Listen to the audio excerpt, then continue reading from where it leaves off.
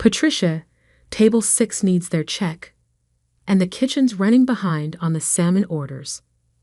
I looked up from the restaurant management software where I'd been tracking tonight's revenue numbers, nodding at my assistant manager while keeping one eye on the dining room floor. Saturday nights at Meridian required constant attention. We were booked solid with a 2-hour wait list, and everything had to run like clockwork to maintain our reputation as the city's premier fine dining establishment. I'm Patricia Caldwell, 41 years old, and I spent the last 15 years building this restaurant from a failing neighborhood bistro into a $3.2 million annual revenue operation. Most people don't realize the complexity of managing a high-end restaurant: inventory control, staff scheduling, vendor negotiations, health department compliance, profit margin analysis. It's essentially running multiple businesses simultaneously, all while ensuring every guest has a flawless experience. Tonight was particularly important because we were hosting a private event in the back dining room. Mom's 65th birthday party, organized by my stepfather Richard. He'd insisted on having it here, probably to show off to his children that he could afford to rent out the private dining area of an upscale restaurant. What he didn't know was that I'd comped the entire evening as a gift to Mom, though I'd let Richard believe he was paying the full $2,800 bill.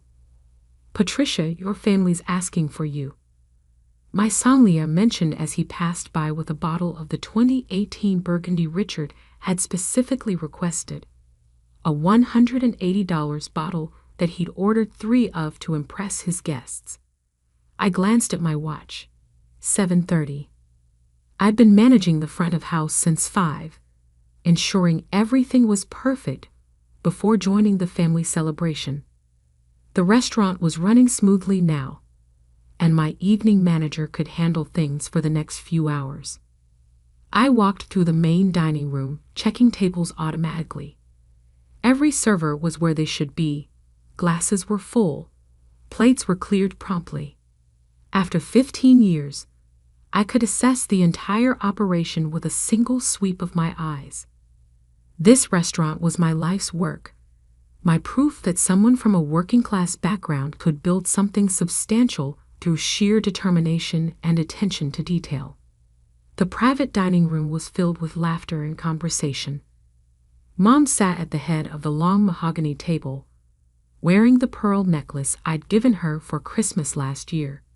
She looked radiant in her navy blue dress, surrounded by flowers and flickering candles. For a moment, I felt genuinely happy seeing her so celebrated. Richard dominated the other end of the table, holding court with his usual collection of business associates and family members. At 58, he carried himself with the confidence of a man who'd inherited his father's construction company and spent 30 years coasting on established relationships. He wasn't stupid, just profoundly incurious about anything outside his narrow sphere of golf, bourbon, and complaining about taxes. His children from his first marriage, Marcus and Cheryl, flanked him like royal courtiers. Marcus was 35, recently divorced, and working in middle management at Richard's company despite showing no particular aptitude for construction. Cheryl was 32, married to a pharmaceutical sales rep, and spent most of her time managing her children's elaborate extracurricular schedules while posting about it extensively on social media. "Patricia," Richard called out as I approached the table. "There's our successful restaurateur. Come sit down. We were just talking about family legacy." I took the empty chair beside Mom, accepting the glass of wine that Marcus poured for me. The conversation continued around me as I settled in, catching fragments about property values and investment strategies, topics that Richard considered himself an expert on despite his consistently mediocre financial results.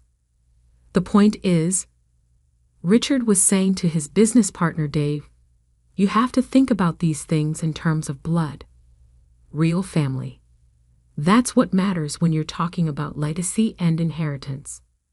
Mom's smile faltered slightly, though she tried to hide it by taking a sip of wine. I knew that particular expression.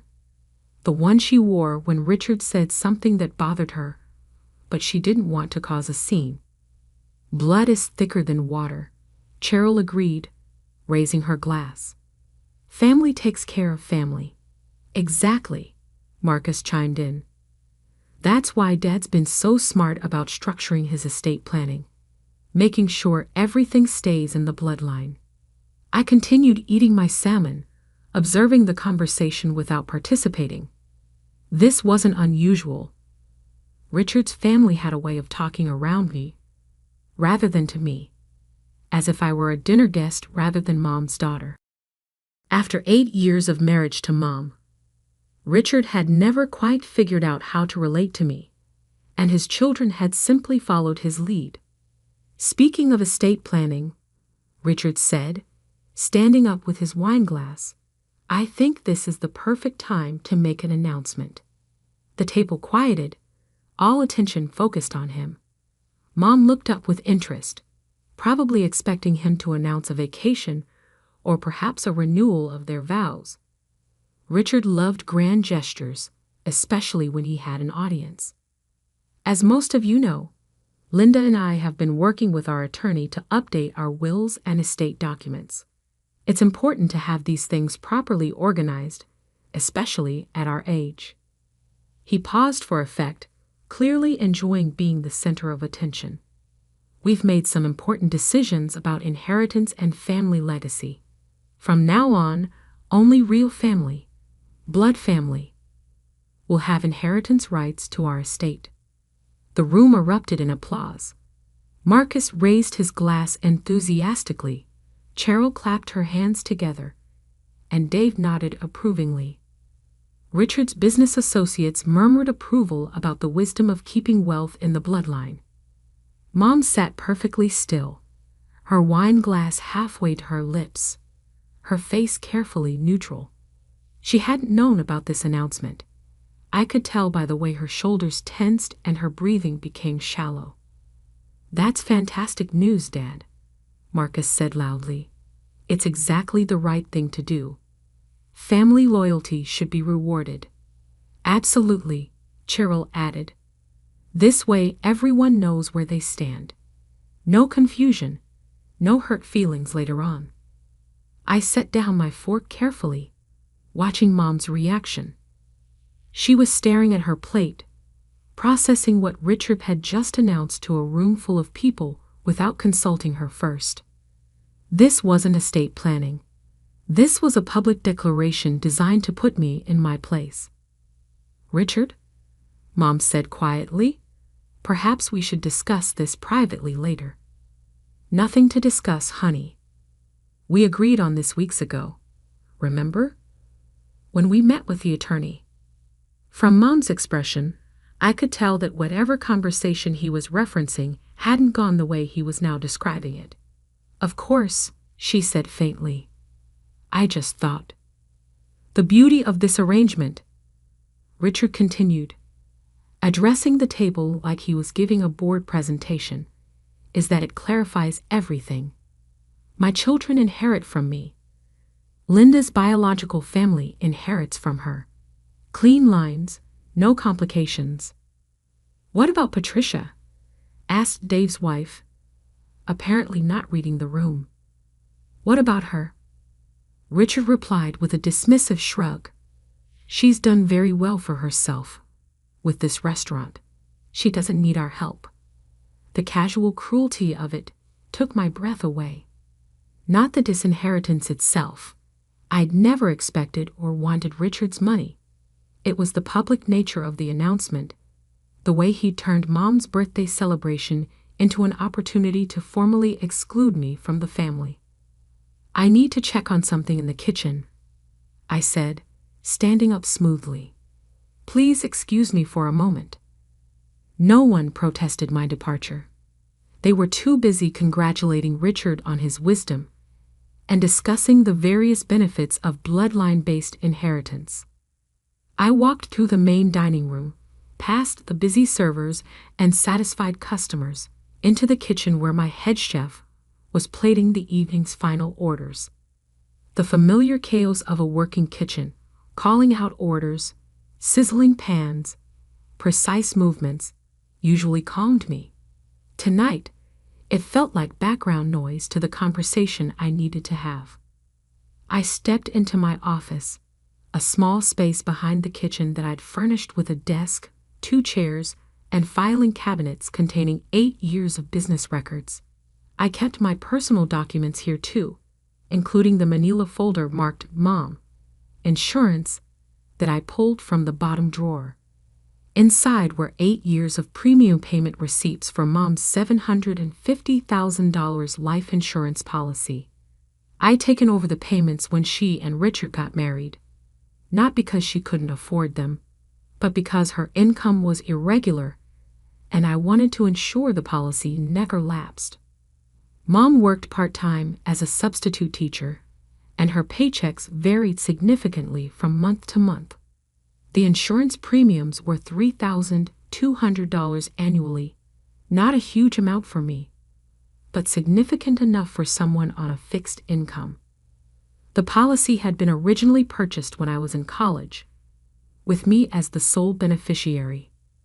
Mom had wanted to ensure I'd be financially protected if something happened to her.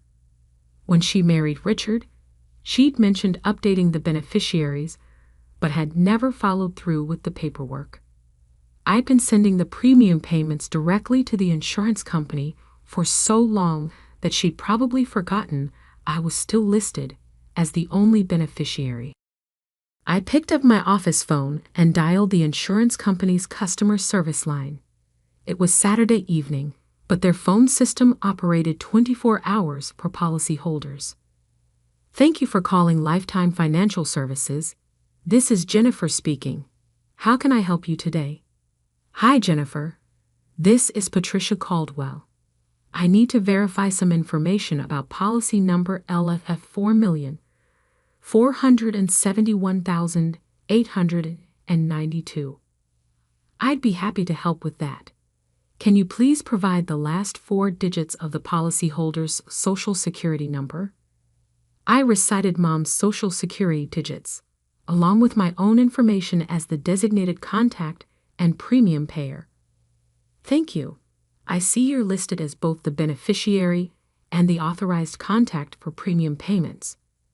What information did you need to verify? I wanted to confirm the current beneficiary designation and premium payment status. Certainly. The current beneficiary is Patricia Caldwell. That's you, listed as sole beneficiary for the full death benefit of $750,000. The policy is current and in good standing, with premiums paid through December of this year. And if the policyholder wanted to change the beneficiary, what would that process require? The policyholder would need to complete a beneficiary change form, had it notarized, and submit it to us with appropriate identification. The change would take effect upon receipt and processing. How long does processing typically take? For a standard beneficiary change, usually 3 to 5 business days, once we receive the completed documentation. Thank you. That's very helpful. I hung up and sat back in my chair, looking at the premium payment receipts spread across my desk. 8 years of $3,200 annual payments, $25,600 total. Money I'd spent gladly because I loved Mom and wanted her to have security. Money that had maintained a $750,000 life insurance policy that Richard apparently had no idea existed. The irony was perfect.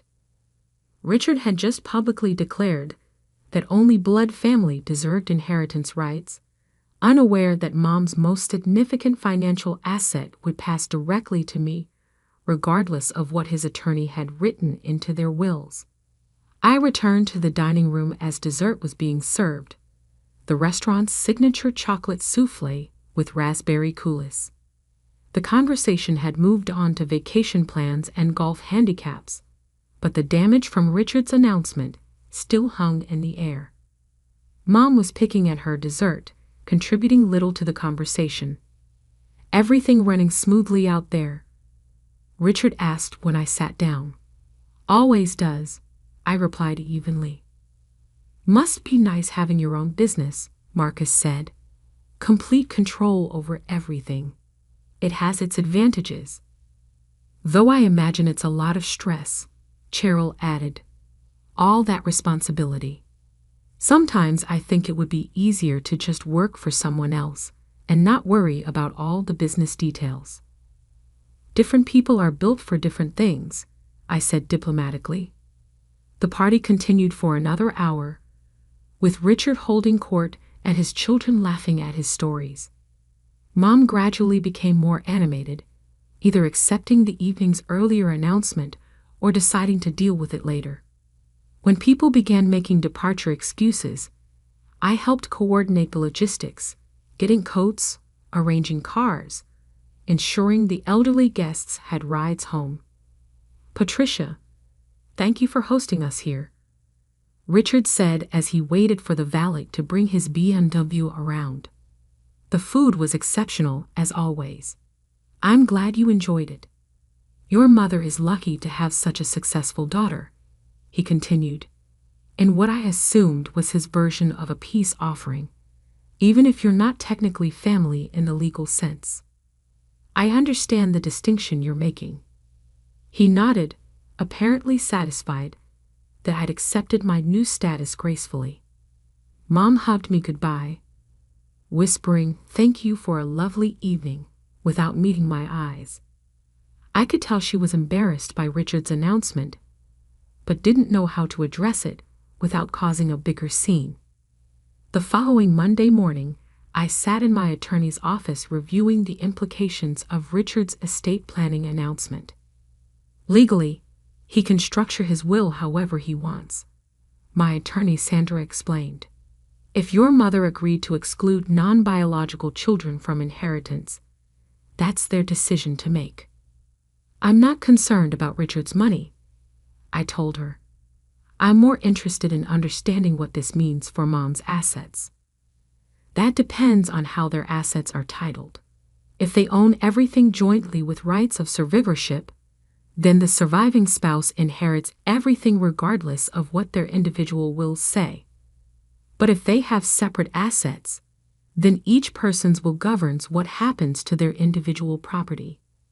"What about life insurance?" "Life insurance bypasses the will entirely.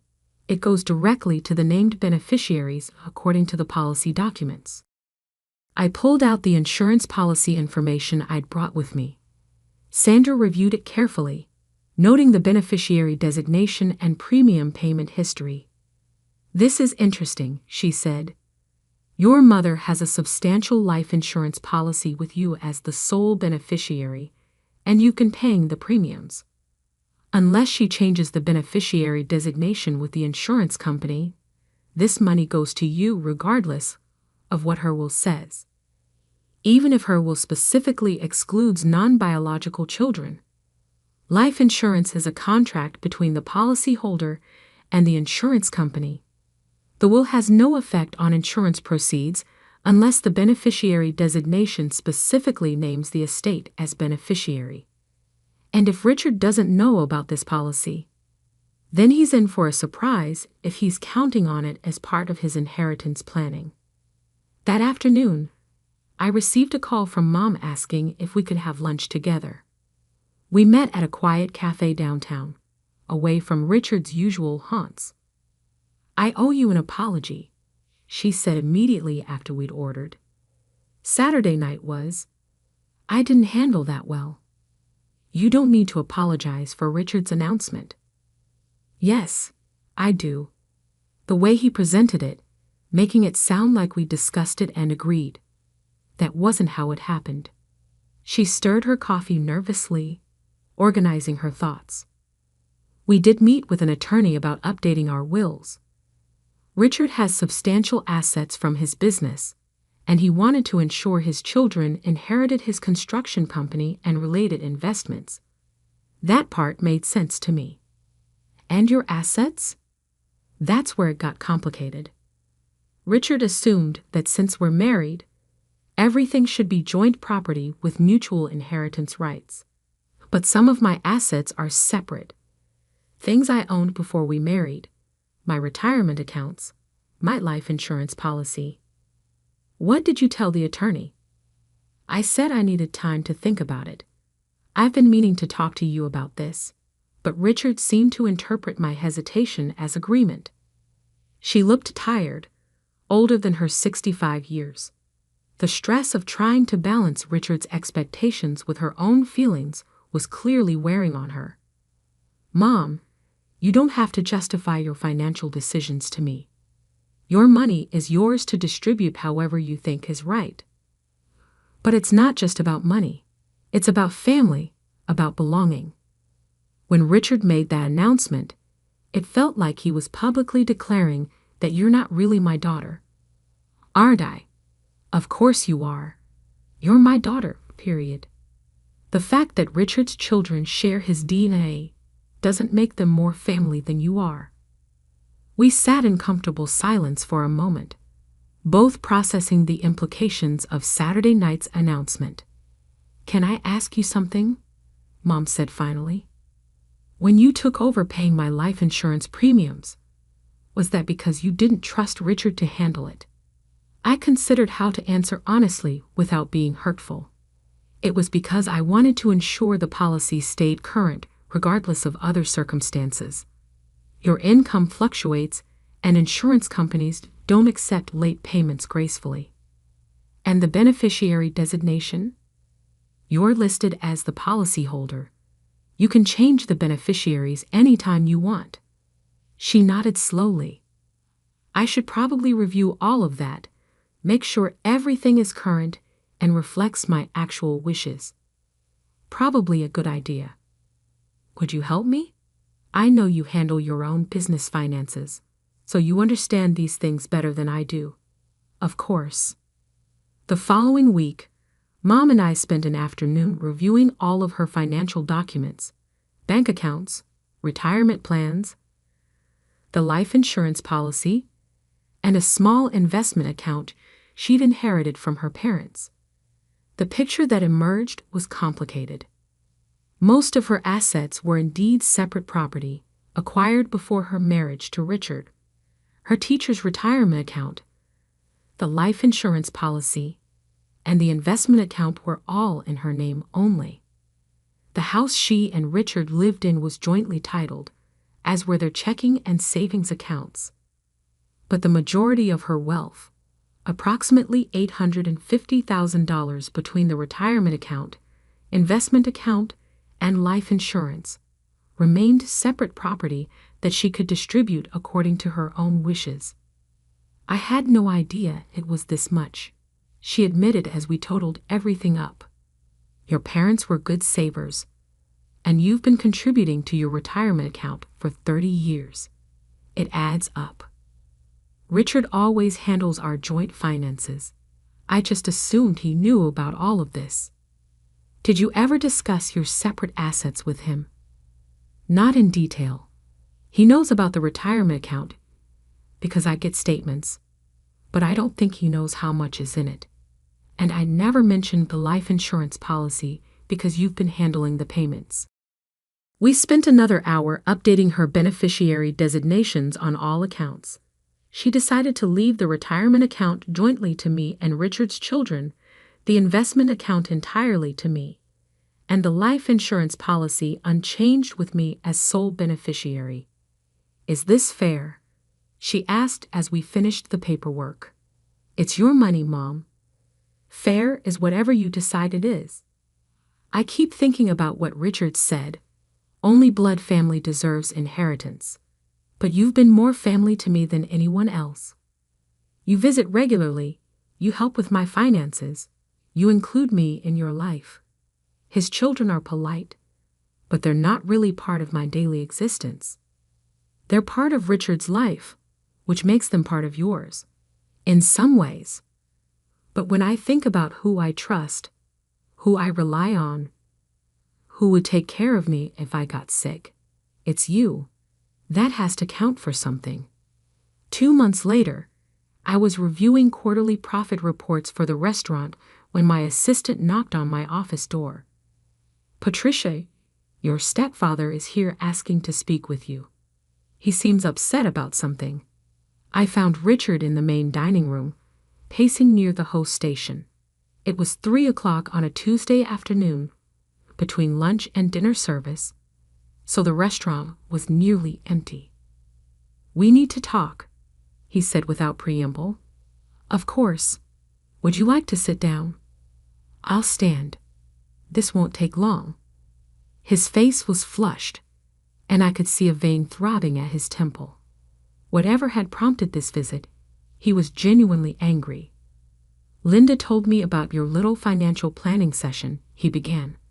"Going through her accounts, updating beneficiaries, making decisions without including me. I helped her review her personal financial documents at her request. I didn't think that required your involvement. I'm her husband. Everything she owns affects both of us. Her separate property affects her. Your separate property affects you. That's how separate property works. Don't get smart with me. I know what you're doing." "What am I doing?" "You're manipulating an old woman into giving you money that should stay in the family." The accusation was so absurd that I almost laughed. Instead, I kept my voice level and professional. "Richard, I've been paying Mom's life insurance premiums for 8 years. I've never asked her for money, never needed her financial support, never even discussed her estate planning, until she specifically requested my help. That life insurance policy should have my name on it. We're married. Then you should have discussed that with her when you got married 8 years ago. I didn't know about it. That's between you and Mom." He stepped closer, his voice dropping to a threatening tone. "I know what you're worth, Patricia. I know about this restaurant, your property investments, your business accounts. You don't need Linda's money." I felt a chill of unease. Richard had been investigating my finances, which suggested this conversation was about more than just Mom's life insurance policy. "You're right. I don't need Mom's money, which is why I've never asked for it." "Then why not do the right thing? Convince her to change those beneficiaries to include my children. They're family too. They're your family. They'll inherit from you." "That's not the point." "What is the point?" "The point is respect, recognition. My children have been part of this family for 8 years. They deserve to be acknowledged." I understood now. This wasn't really about money. It was about validation. Richard wanted Mom's assets to flow to his children as proof that they were her real family, just like he declared at her birthday party. "Richard, I can't convince Mom to do anything with her money. And I wouldn't try to. Those are her decisions to make. We'll see about that." He turned and walked out of the restaurant, leaving me with an uncomfortable feeling that this wasn't over. That evening, Mom called me in tears. "He's furious," she said through the phone. "He's been yelling for an hour about family loyalty and blood relations and how you're manipulating me. I'm sorry you're dealing with this. He wants me to change all the beneficiaries to include Marcus and Cheryl equally. He says it's only fair since we're all one family now." "What do you want to do?" "I don't know. I love Richard, but I feel like he's trying to control decisions that should be mine to make. And his children, they're nice enough, but they're not my children. They have their own mother, their own family traditions. I don't understand why they should inherit from me. You don't have to justify your decisions to anyone, including Richard. But it's causing problems in my marriage. He says if I don't include his children, it proves I don't really consider them family. Do you consider them family?" She was quiet for a long moment. I consider them Richard's children whom I care about because I care about him. But that's different from considering them my children, isn't it? Only you can answer that. I keep thinking about what would happen if something happened to me tomorrow. Who would handle my affairs? Who would make sure my wishes were carried out? Who would take care of the details? Probably whoever you name as executor of your will. And who would I trust to do that job properly? The answer hung unspoken between us. We both knew that if Mom died tomorrow, I would be the one handling funeral arrangements, settling her affairs, and ensuring her wishes were respected. Richard would be grieving and dealing with his own emotional needs. His children would be focused on supporting their father. I would be the one managing the logistics. I'm going to stick with my original decision, she said finally. It's my money, and I'll distribute it however I think is right. Are you sure? I don't want to cause problems in your marriage. You're not causing problems. Richard's expectations are causing problems. 6 months later, I was preparing to leave for a restaurant industry conference in Miami when my assistant handed me a certified letter that had arrived that morning. The return address was from Richard's attorney.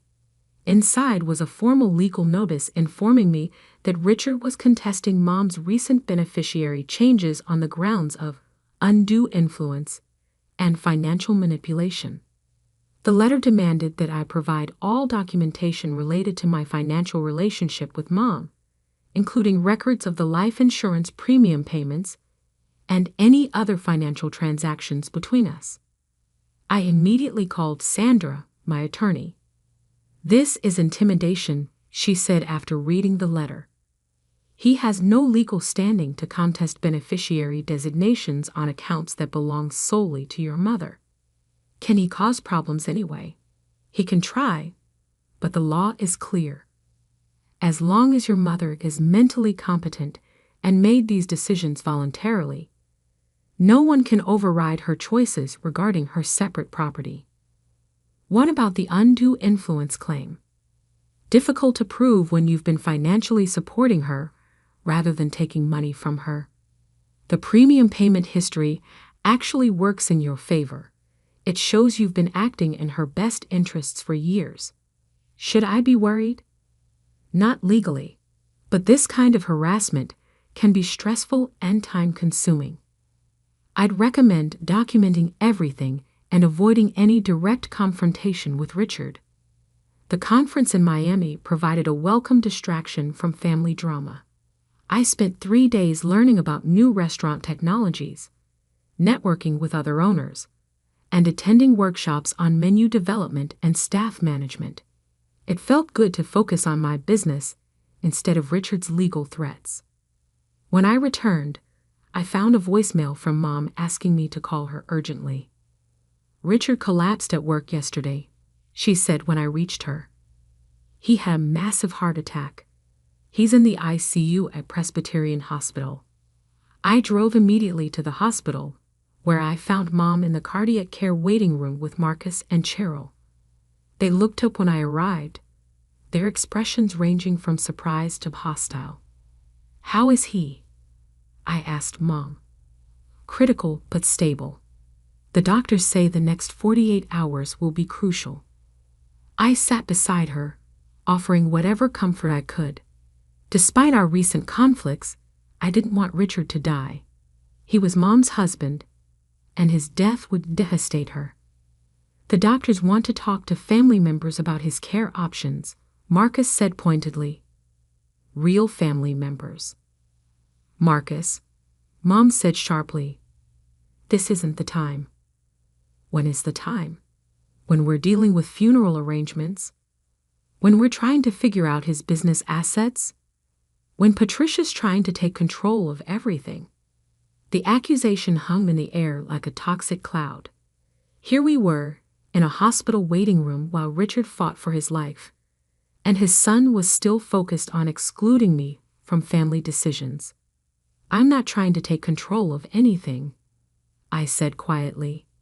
I just want to support Mom through this. by manipulating her finances and turning her against Dad's children. That's enough, Mom said, standing up abruptly. I won't listen to this anymore.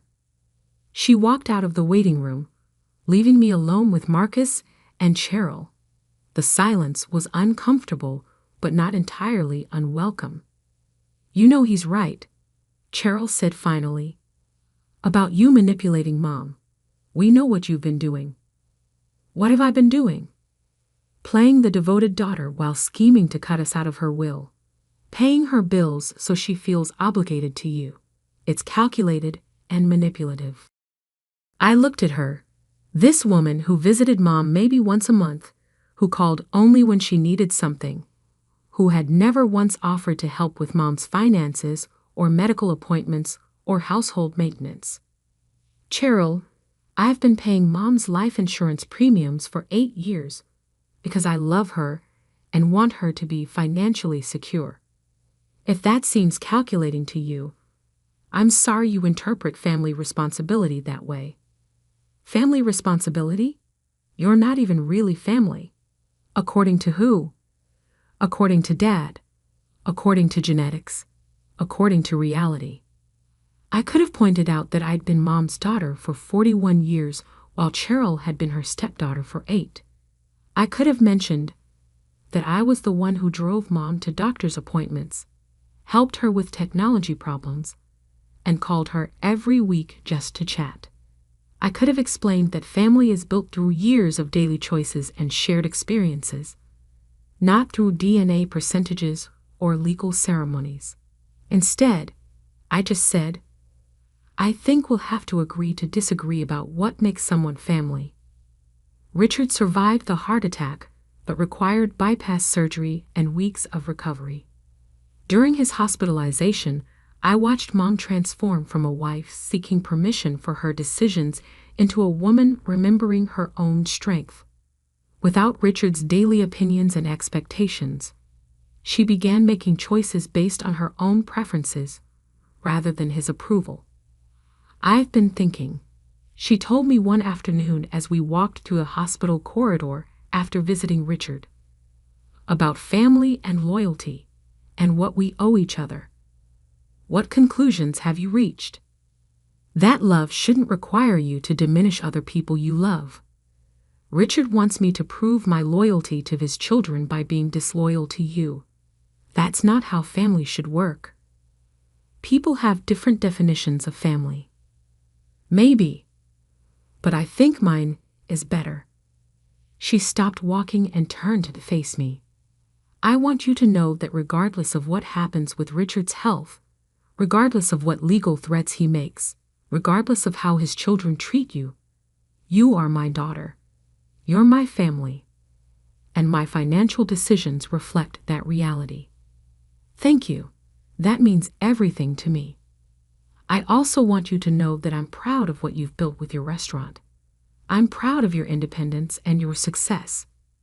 I'm proud that you've never needed to depend on anyone else's money or approval to create the life you wanted.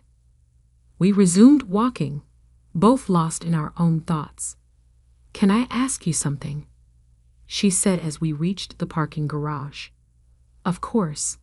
If something happens to me, will you take care of Richard? I know he's been difficult, but he's still family. I'll make sure he's taken care of, I promised.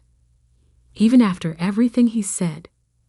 Family takes care of family, even difficult family. Richard recovered fully from his surgery, though the experience seemed to change his perspective on several things. He never formally apologized for the legal threats or the accusations about financial manipulation, but he stopped making them. Perhaps facing his own mortality had given him different priorities. Marcus and Cheryl remained distant, continuing to view me as an outsider who had somehow stolen their rightful inheritance. But they were civil during family gatherings, and that felt like progress. Mom's beneficiary designations remained unchanged. Her retirement account would be split equally among me, Marcus, and Cheryl, a compromise that acknowledged their place in her life without diminishing mine.